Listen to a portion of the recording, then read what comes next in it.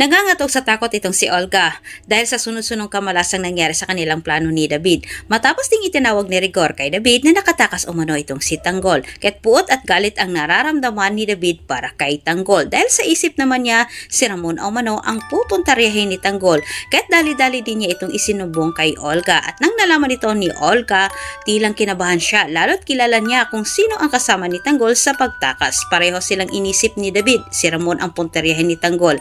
Sinabi ni Olga kay David na bago umano mangyari ang kanilang kinakatakutan ay kailangan umano nilang mapuno ng galit itong si Ramon para kay Tanggol. Dahil sakaling magtagpo na umano ang mag-ama, hindi na umano maisip ni Ramon na anak ang kanyang kinakalaban. Balak ni Olga na iparating kay Ramon na patay na itong si Mokang at papalabasin na si Tanggol umano ang pumatay. Pumayag si Tanggol na sumama sa kanya si Marcelo na tumakas matapos ibinahagi naman ni Marcelo kay Tanggol ang mabigat niyang dahilan katulad umano sa kanya.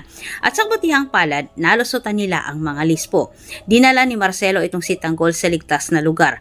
Mabilis din nakarating kay Rigor ang balitang ito kahit nagliliyab din siya sa galit at nangako din siya na sa oras na mahuli muli niya itong si Tanggol ay hindi na umano niya ito bubuhayin pa.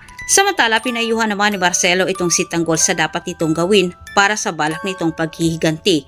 At sinabi niya na kailangan umano nitong magpayaman at kailangan niyang tapatan ang asawa ni Mokang upang sa ganitong paraan ang asawa umano ni Mokang mismo lalapit kay Tanggol sa oras na siya yumaman na. Anya ni Marcelo, kailangan pag-aralan umano ni Tanggol ang paghihiganti nito dahil kung lagi umano itong nakipag-away ay walang mangyayari. Sobrang natakot itong si Olga nang malaman niya na magkasama itong si Marcelo at Tanggol na tumakas. Dahil wala na umano siyang magagawa sa oras magkita sila ni Tanggol, lalo pat kasama na umano ni Tanggol itong si Marcelo at mabubuko umano siya sa kanyang pagpapanggap.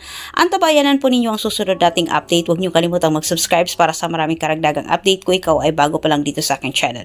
Muli maraming salamat.